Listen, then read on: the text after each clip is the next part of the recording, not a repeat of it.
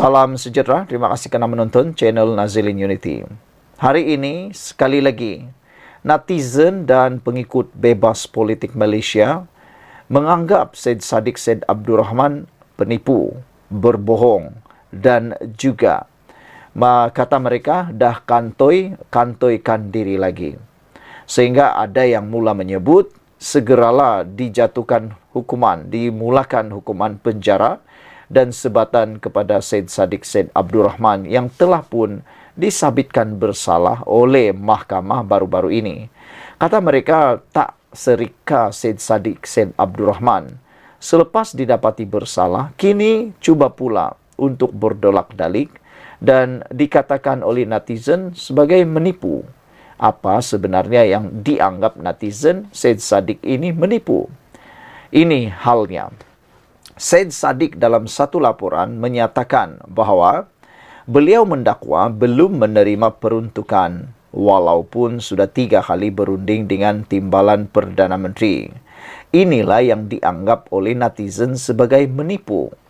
Hal ini kerana apabila ahli Parlimen Muar ini iaitu Syed Saddiq Syed Abdul Rahman mendakwa kawasannya belum menerima sebarang peruntukan walaupun sudah 3 kali berunding dengan timbalan Perdana Menteri, yang mana beliau meminta Perdana Menteri Datuk Seri Anwar Ibrahim menjelaskan isu berkenaan. Dakwaan itu terkandung dalam pemberitahuan pertanyaan lisan Dewan Rakyat seperti yang disiarkan di laman web Parlimen. Saudara-saudara sekalian, ini jawapan daripada timbalan Perdana Menteri yang telah diberikan tugasan tanggungjawab berkaitan dengan isu peruntukan kepada ahli Parlimen, isu peruntukan kepada kawasan Parlimen. Ini yang netizen anggap Syed Saddiq Syed Abdul Rahman telah pun menipu. Timbalan Perdana Menteri Fadilah akhirnya tampil menjawab kontroversi yang ditimbulkan sendiri oleh Syed Saddiq Syed Abdul Rahman. Timbalan Perdana Menteri Fadilah menyatakan beliau menafikan Parlimen Muar tak disalurkan peruntukan. Sekarang ini nak percaya siapa? Kalau anda kata TPM menipu, Syed Saddiq yang benar, ramai yang tak percaya. Lebih ramai yang percaya timbalan Perdana Menteri Fadilah bercakap benar kerana beliau tidak ada kes apa-apa di mahkamah, tidak dijatuhi hukuman penjara dan dia ialah pemegang tampuk kuasa. Timbalan Perdana Menteri Fadilah menafikan Parlimen Muar tak disalur peruntukan. Ini ceritanya untuk menjawab dan menutup pembohongan yang dikatakan oleh Syed Saddiq. Timbalan Perdana Menteri Datuk Seri Fadilah Yusof menafikan kawasan Parlimen Muar tidak disalurkan peruntukan oleh kerajaan seperti didakwa Syed Saddiq Syed Abdul Rahman. Fadilah turut menafikan bekas Presiden Parti Ikatan Demokratik Malaysia Muda itu berjumpa dengannya sebanyak 3 kali bagi membincangkan isu berkenaan. Menurut beliau, Syed Saddiq ada berjumpa 2 kali. Ini diakui sendiri oleh timbalan Perdana Menteri Fadilah. Beliau mengakui Syed Saddiq telah berjumpa dengan beliau sebanyak 2 kali sebelum ini. Namun, beliau tidak dapat membuat sebarang keputusan kerana isu peruntukan perlu dibincangkan bersama Ketua Pembangkang Datuk Seri Hamzah Zainuddin. Selain daripada itu, tindakan Syed Saddiq Syed Abdul Rahman berpindah tempat daripada kerajaan kepada pembangkang dianggap oleh netizen sebagai langkah memakan diri sendiri yang tak membawa apa-apa faedah langsung kepada Syed Saddiq Syed Abdul Rahman. Menurutnya, menurut timbalan Perdana Menteri Fadilah, Syed Saddiq ada berjumpa dengannya 2 kali. Kalau Syed Saddiq jumpa timbalan Perdana Menteri 3 kali, dengan saya hanya 2 kali, kata beliau. Yang satu lagi saya tak tahu, kata timbalan Perdana Menteri Fadilah. Maknanya, beliau sudah jumpa 2 kali, tapi kali ketiga tak pernah wujud. Dan timbalan Perdana Menteri Fadilah mengakui tidak berjumpa dengan Syed Saddiq untuk kali ketiga. Beliau berkata demikian ketika diminta mengulas dakwaan Syed Saddiq bahawa kawasannya belum menerima sebarang peruntukan walaupun sudah 3 kali berunding dengan timbalan Perdana Menteri. Syed Saddiq dilaporkan meminta Perdana Menteri Datuk Seri Anwar Ibrahim menjelaskan isu berkenaan dakwaan itu terkandung dalam pemberitahuan pertanyaan lisan Dewan Rakyat. Dalam jawapan bertulis menjawab soalan dibangkitkan Syed Saddiq, Dr. Zaliha Mustafa berkata, lebih 300 juta disalurkan menerusi pelaksanaan puluhan projek di Parlimen Muar. Bayangkan lebih 300 juta telah disalurkan ke kawasan Parlimen Muar, tapi masih kata tak disalurkan. Ini yang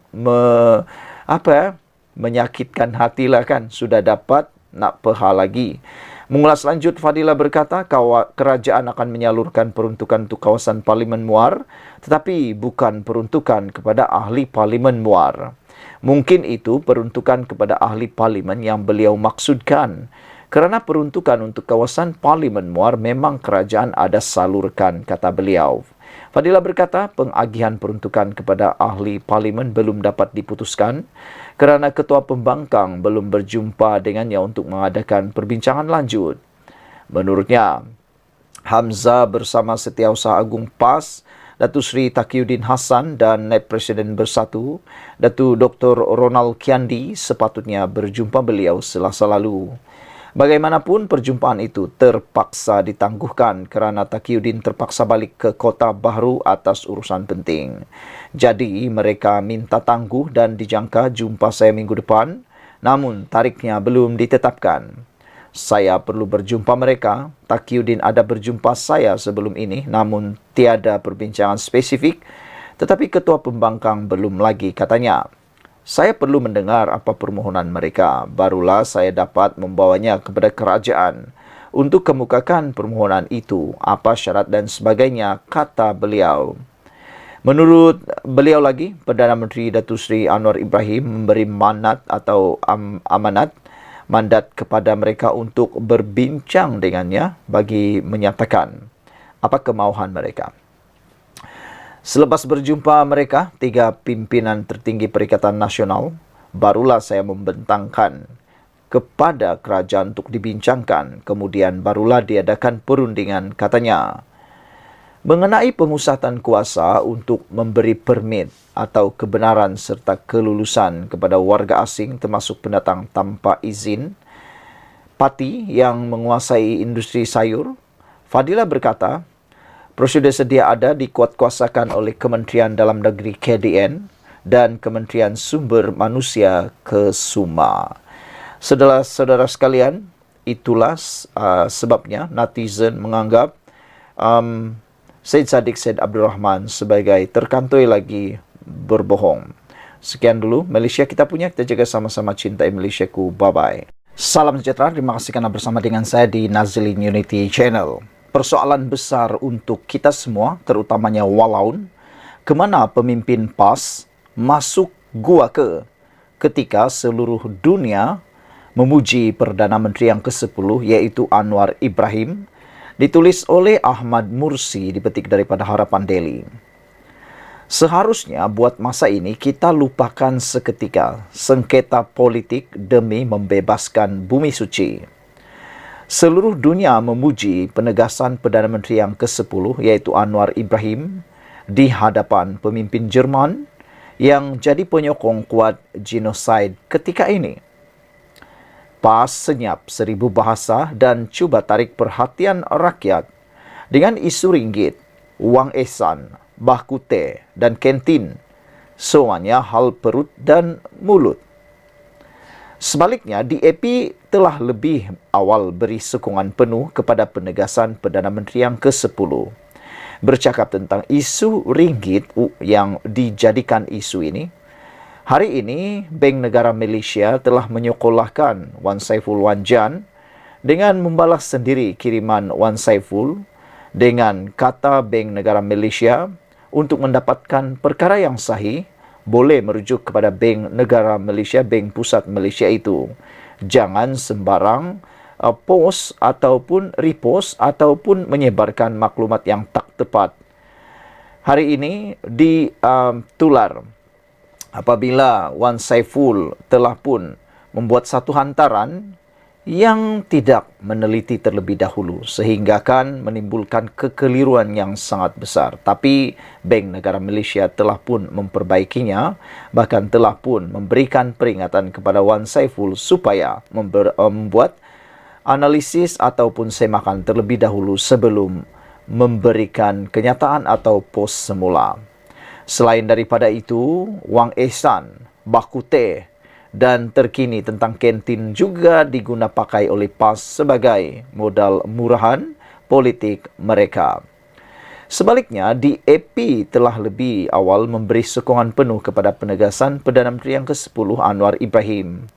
Haji Hadi yang bersikap berkecuali semasa menjadi duta khas Timur Tengah mengkritik Perdana Menteri yang ke-10 yang kononnya tidak cukup tegas dan lantang. Perdana Menteri yang ke-10 dah kritik di depan muka Presiden Amerika dan Kansler Jerman di PBB, memujuk pemimpin-pemimpin negara Arab dan Turki dan banyak lagi. Semasa Perdana Menteri yang ke-10 berucap di PBB, ahli PAS juga yang cuba highlight sisi buruk ucapan Perdana Menteri ke-10 dan abaikan mesej penting isu Palestin.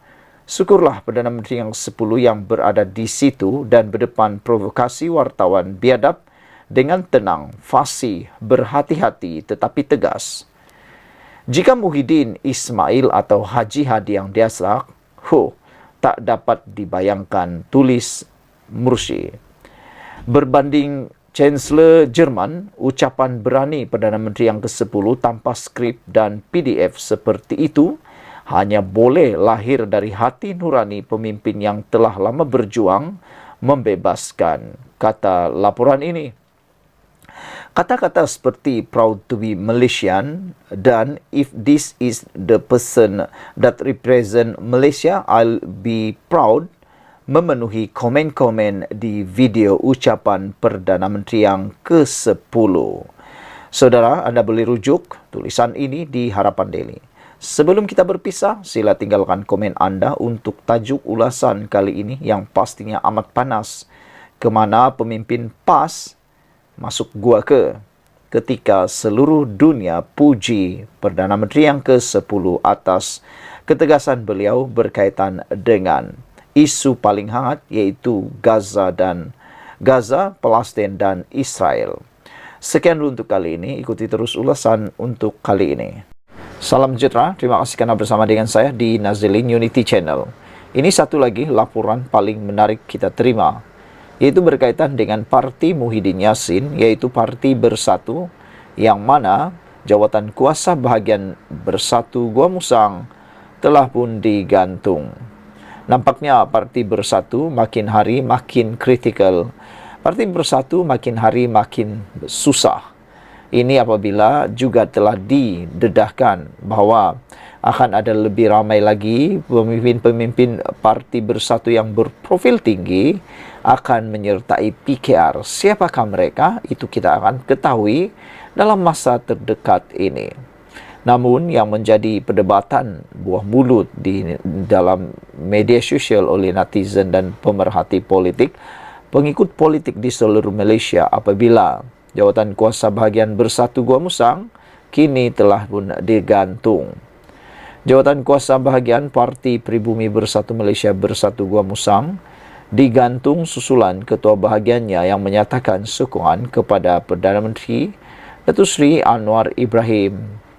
Pengerusi Bersatu Kelantan, Datuk Kamarudin Matnor berkata, keputusan penggantungan itu dibuat sejak sebulan lalu dan akan berkuat kuasa sehingga tarikh pengesahan pindaan perlembagaan parti terbabit disahkan oleh Jabatan Pendaftaran Pertubuhan ROS. Menurut beliau, situasi berbeza membabitkan ahli Parlimen Gua Musang, Muhammad Azizi Abu Naim dan ahli Parlimen Jeli, Zahari Kecik, walaupun kedua-duanya menyatakan sokongan kepada Anwar. Di Jeli, ahli parlimennya itu bukan daripada kepimpinan Bersatu, jadi tidak ada masalah, kata beliau. Berbeza dengan ahli Parlimen Gua Musang kerana beliau ialah Ketua Bahagian Bersatu Gua Musang. Katanya ketika ditemui pemberita di jamuan berbuka puasa bersama media di Perdana Kota Baru di sini pada Khamis. Ujar Kamarudin, secara peribadi beliau masih berhubungan baik dengan kedua-dua ahli parlimen terbabit, namun dalam konteks organisasi parti, mereka sudah tidak mewakili Perikatan Nasional PN. Jelas beliau berhubung dakwaan Muhammad Azizi yang dibuang daripada kumpulan WhatsApp juga ada kaitan dengan sokongan yang dibuat terhadap kerajaan. Katanya, kami sudah tidak yakin untuk mempercayai beliau kerana pengisytiharan sokongan terhadap kerajaan dan pimpinan parti lawan menyebabkan perkara-perkara strategi tidak boleh dibincangkan dalam kumpulan WhatsApp itu, katanya. Beliau juga sudah tidak lagi berada dalam kelompok Wakil Rakyat Bersatu dan Perikatan Nasional selain tidak boleh mengatakan mereka wakil dari PN, katanya. Sebelum ini, Bersatu meminda perlembagaan untuk melucutkan keahlian terhadap ahli parlimen, ahli Dewan Undangan Negeri ADUN dan ahli Dewan Negeri yang menyokong pihak bertentangan atau musuh. Pindaan yang dibuat selepas 6 ahli parlimen Bersatu, termasuk Zahari dan Muhammad Aziz yang juga ADUN Negeri, menyatakan sokongan mereka kepada Anwar. Saudara-saudara sekalian, ini adalah satu masalah besar buat parti Bersatu. Adakah dengan ini akan menyebabkan terjejasnya kekuatan parti Bersatu pula selepas ini? Sekian untuk kali ini. Jangan lupa tinggalkan komen Anda dan ikuti terus ulasan selepas ini.